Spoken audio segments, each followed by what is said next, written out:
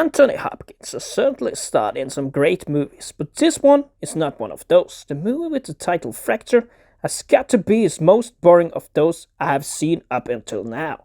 The problem with it is that it's quite heavy to get through, mostly because of all the legal stuff. The movie is very centered on the court case, and a lot of the scenes are filmed in a courtroom, which doesn't exactly make it entertaining. Some people might point out that this is all a cat and mouse chase between Anthony Hopkins and Ryan Gosling, and although that might be the case, they just don't make it entertaining enough. Although, of course, Catch Me If You Can and The Fugitive are quite different from this movie, the featured cat and mouse chase in those movies are done in a lot more entertaining way. I also kind of feel that Anthony Hopkins is the only actor that really makes this movie somewhat entertaining. And although Ryan Gosling does a decent role, I don't think his character is quite entertaining. A young, over-cocky lawyer who is determined to win a case and never gives up. Well, that ain't exactly a new type of role. We have seen it all before, and yeah, I just feel the character could have been written in a different way.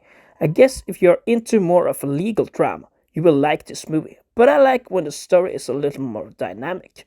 In movies like Dark Waters and Misconduct, you also have the legal drama present, but you make it a lot more entertaining. I also believe the characters in those two movies are a lot better than what they managed to write here. It's not necessarily that this movie feels slow, because I actually think the beginning was quite entertaining when you had the drama after Anthony Hopkins in the beginning had attempted to kill his wife. But after those events, the focus was very much on the investigation and the trial. That was of course understandable, but I think it would have been a lot more entertaining if Anthony Hopkins wasn't in jail awaiting trial, because when he is pulling the threads without being a free man, that is not as entertaining as the opening. Of course, then it would have been a quite different movie, but maybe you could write it in a way that he ran away from the police and they had to catch him. Another thing I will point my finger on is the lack of edge.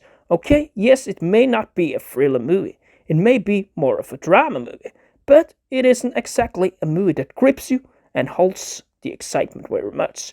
It has a quite predictable vibe to it, and although some may think you need to read between the lines to find out that he had switched guns with the guy who cheated on his wife, it was very straightforward that he also shot the guy that was cheating on his wife.